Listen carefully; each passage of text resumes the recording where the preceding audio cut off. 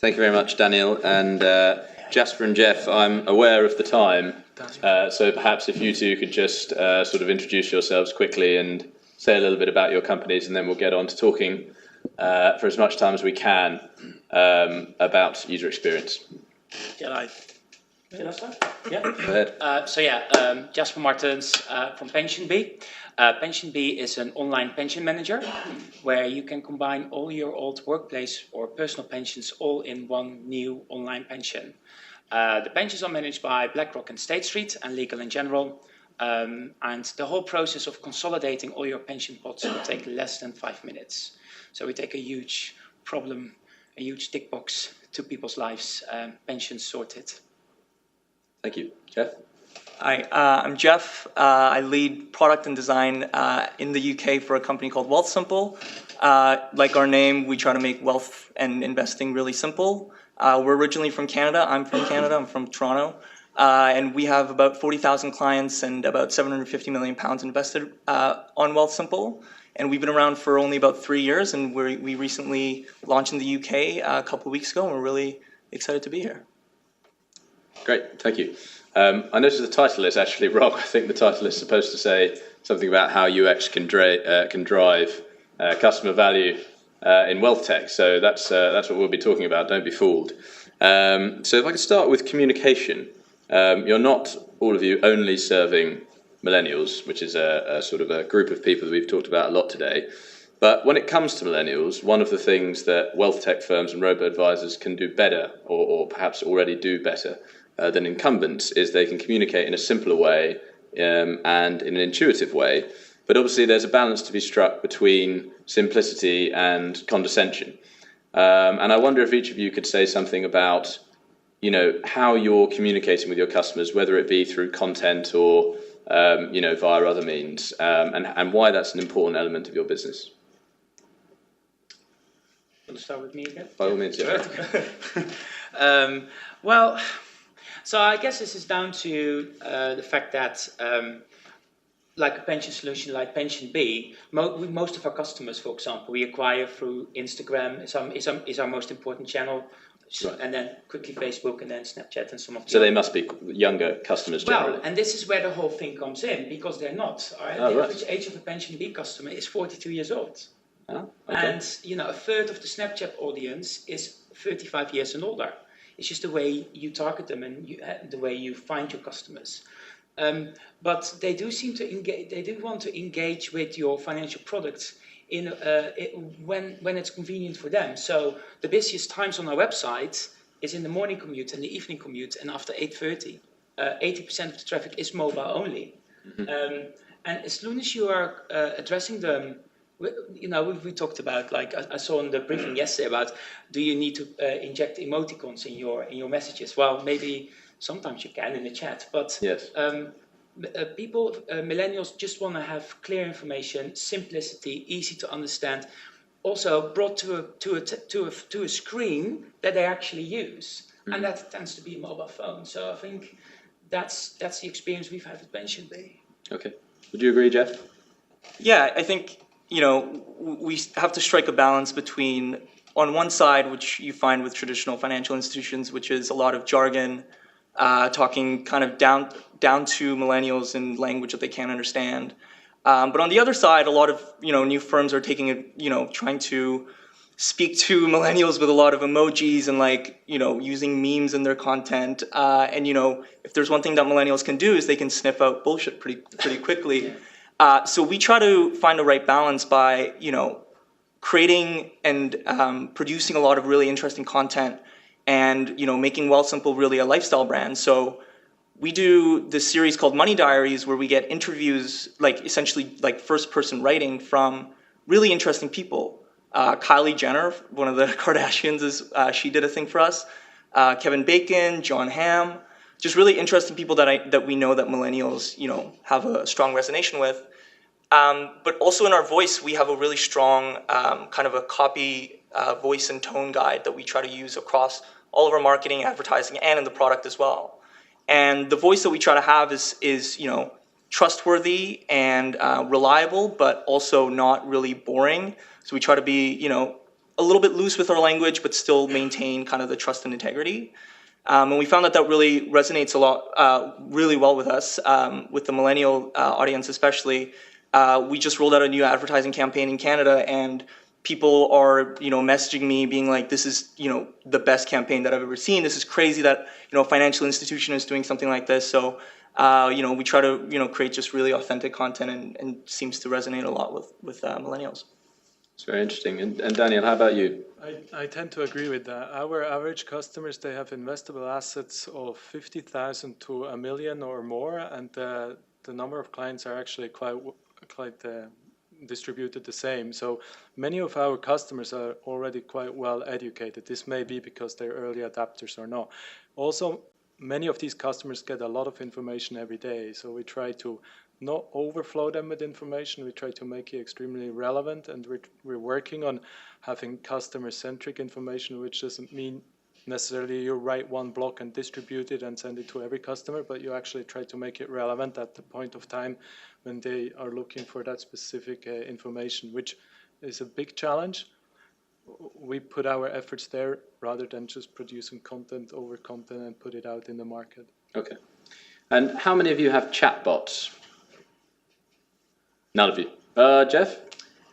It depends on how you define chatbots, but something that we found in our mobile onboarding experience is, we all know the experience of trying to fill out a 30 question form on mobile. You tap, type, hide the keyboard, tap, type. It's a very, difficult experience that doesn't really utilize the form factor very well. So we use a chatbot-like experience where, you see a message bubble come up saying, hey, how old are you? And the client can enter in that information really quickly. And then, you kind of see us typing, and then you see another message. So, might not be a true chatbot, but it gives the experience of speaking, with somebody. Right. And we find that that's, something that's really taking advantage of the form factor, and it's not just about taking the desktop experience and slapping that on a 320 pixel viewport. Okay. So in terms of chat, like when you sign up to PensionBee to consolidate your pensions, you get a dedicated beekeeper. And yeah, that's how we call our customer success manager. But it's the person who is guiding you through that process. Some pension providers can transfer electronically very quickly, but in 30% of the cases, there is a horrendous paper jungle pension transfer process involved. And sometimes you just need a human touch to help you out. The chat functionality, if you sign on and you ask a question, you actually get straight through your beekeeper. And they will then chat to you. You can call them or email them, but we often find that chat experience, while they are sorting out their paperwork or while they have to fill out a letter of authority or any documentation that they're unfamiliar with, that really works. And let's stay with you, Jasper. So we saw from Daniel's presentation the granularity of insight that is available on the True Wealth platform. To what extent are you providing, analytics and oversight to your users on their pension once they've signed up with PensionBee as their primary provider? Because what they're effectively doing, isn't it, they're taking lots of little pots of pension savings that they've built up throughout their career and then combining them on your platform. Well, again, and I have to agree with what's been said here as well. I think you've mentioned as well, the simplicity often on those platforms is what people prefer rather than having all the whistles and buttons.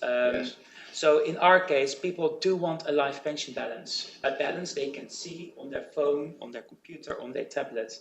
That's what they care about. Mm-hmm. We're making that balance available through third-party banking apps. Yes. So Revolut is the first one, but we're also rolling out with one high street bank and some others, where you have that account aggregation, where you can see that pension balance. So that's definitely something they value. And not at the start, but especially after the first year, we see that people start to ask questions about performance.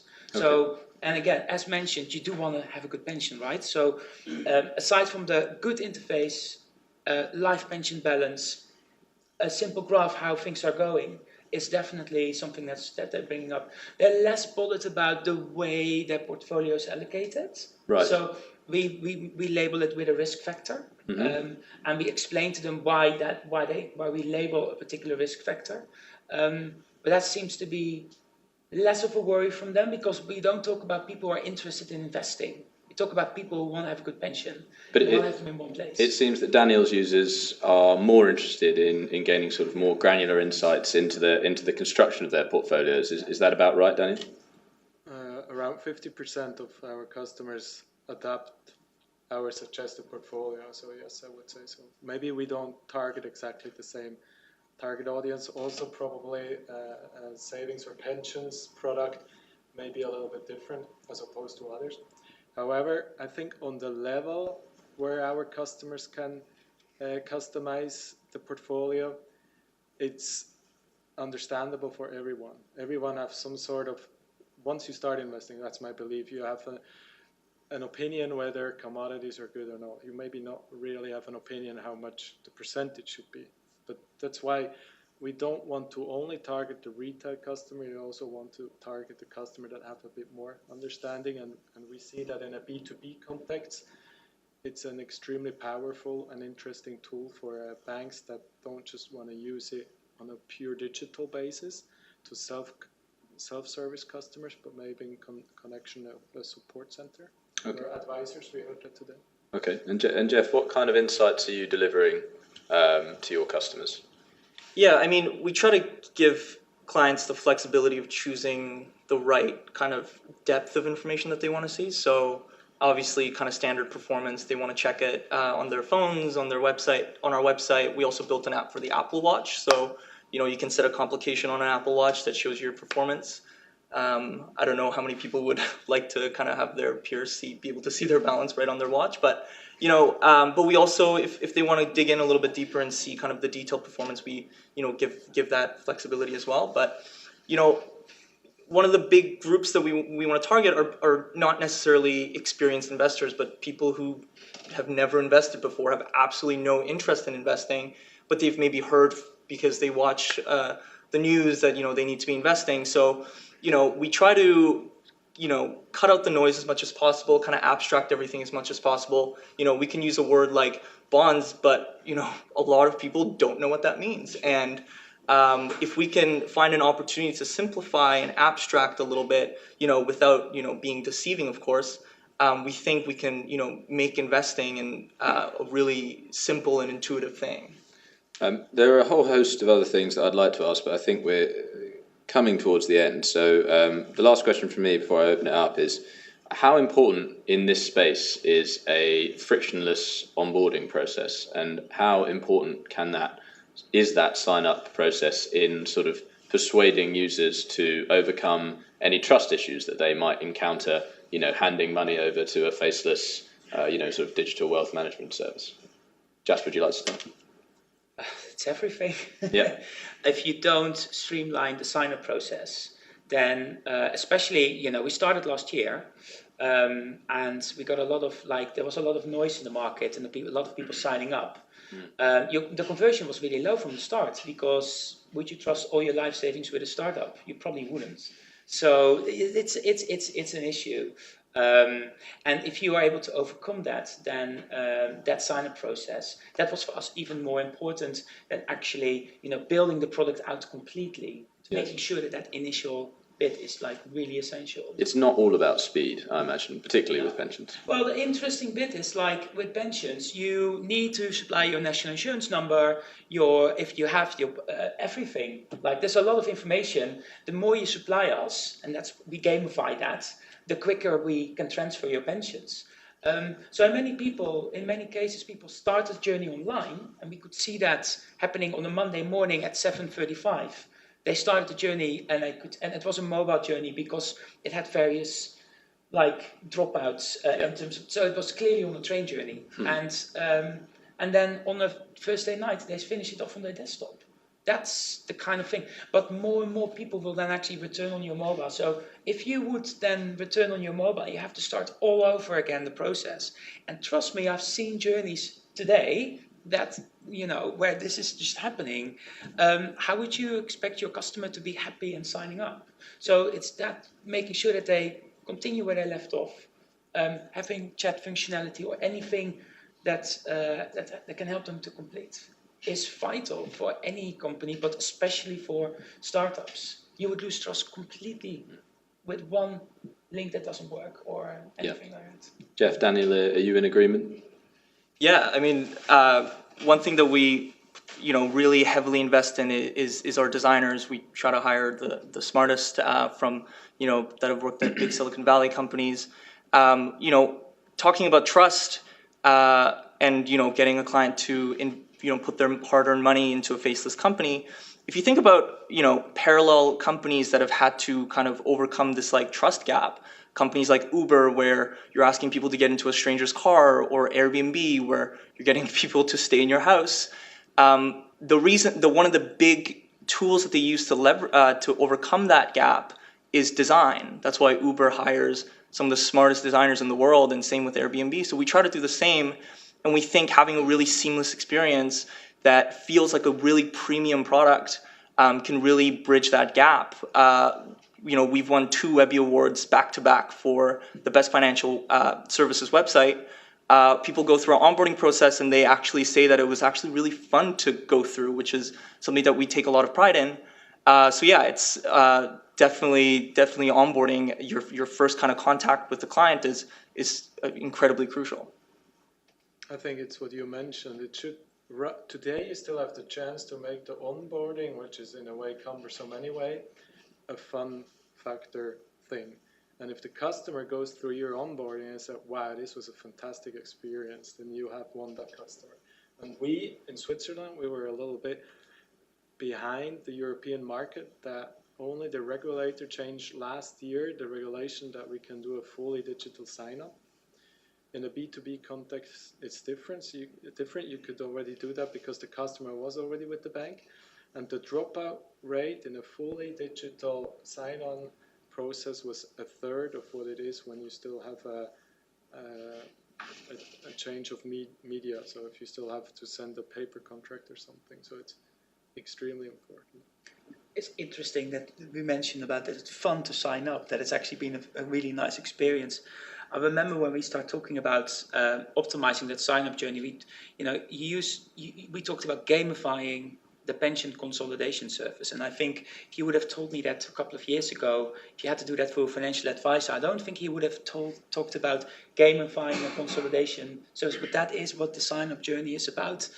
People really giving that amazing experience and encourage them to, make sure that they finalize the sign-up. People actually talk about it and I say, hey, you have to sign up with them. It's amazing. It's not even the core product. It's just the start. You just have to do it. It's not supposed to be much fun. Do we have any questions to finish? We have a question over there. Ask about the mobile. You mentioned bringing in the chatbot and asking the questions to go through. Have you got an idea of what the drop-off rate was before, when it was just a 4 versus what it is with 12? I don't have the exact numbers, but it was a significant, improvement. Just from a pure usability perspective, it requires way less taps. Don't have the numbers with me, but it was definitely an improvement for us. Would you ever be able to go to a point where you can sign up, 2 or 3 things, but then your account isn't live, but you're on? Yeah. And then you just bring them back? Definitely. We try to segment, kind of similar to being able to start in one device and finish on another. We also try to figure out any meaningful gaps that we can find in the onboarding process and be able to, chunk those out. Maybe we don't need a certain piece of information right away, but when you need to take another action, then that's when we can ask for that. So, finding the right context to bring up relevant questions is also pretty key in that. I think there's something between assisted conversion and pure online conversion. And the assisted conversion, you talk about up to 10 percent points. That can make the big difference depending on where you are on that journey. The big drop-off that we had was the national insurance number. Why would I give you a national insurance number? That's a bit. If you can get the chat functionality there at that particular time, you can say, well, you can add it later. Just finish off now. That's fine. And people come back later. Those kinds of little things you can tweak in the sign-up journey. That's where chatbots or a chat functionality can be really useful. Any more? Oh, we have one over here. Following on from communication, is there any other channels apart from chat, like video or browsing?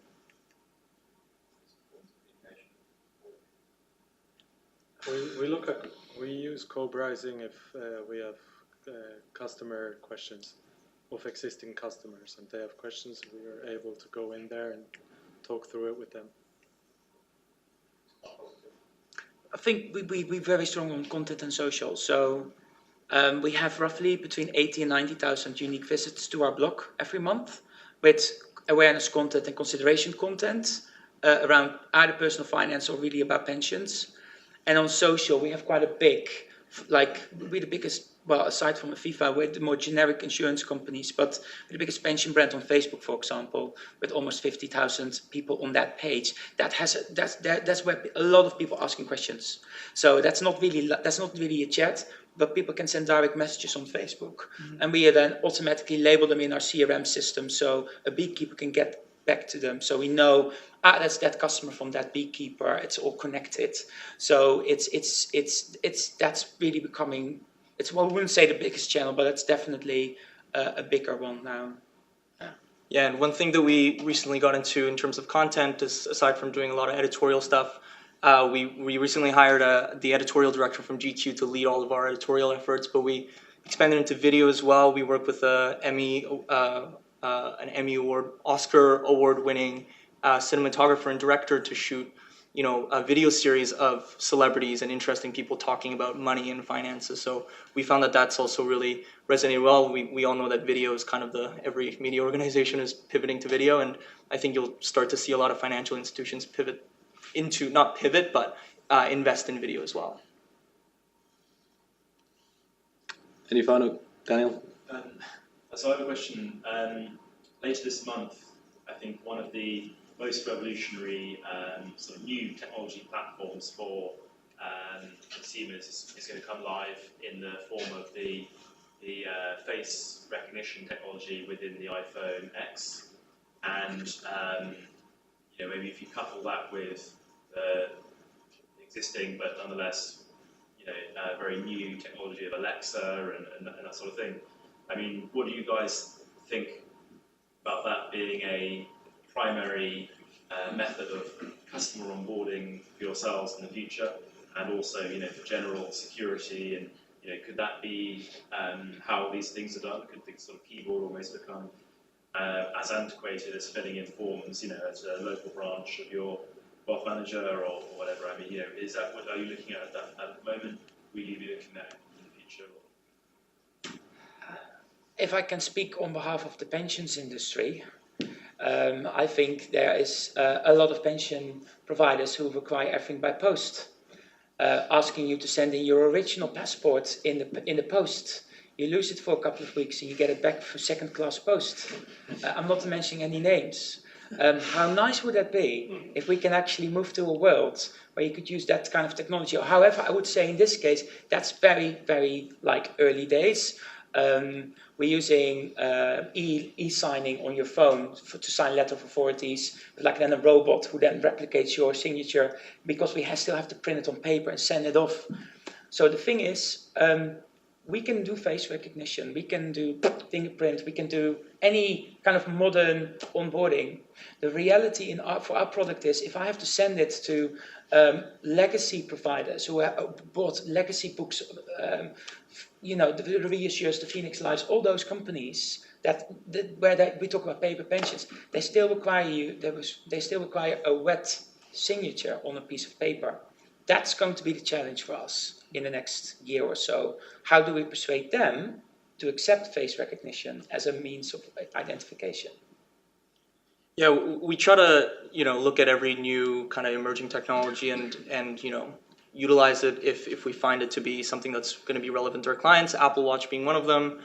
When Touch ID came out on the iPhone, we supported that, so now clients can authenticate and log into their Wealthsimple app using Touch ID. We will probably make the same call when Face ID becomes available, and we have great trust and a great relationship with Apple, and to be able to have a certain threshold for security. So yeah, we always try to make ourselves known as a financial company, but also a technology company. We're about 50% engineers on our company. So any way that we can leverage new technologies coming from the big giants and to deliver a better experience is always important to us.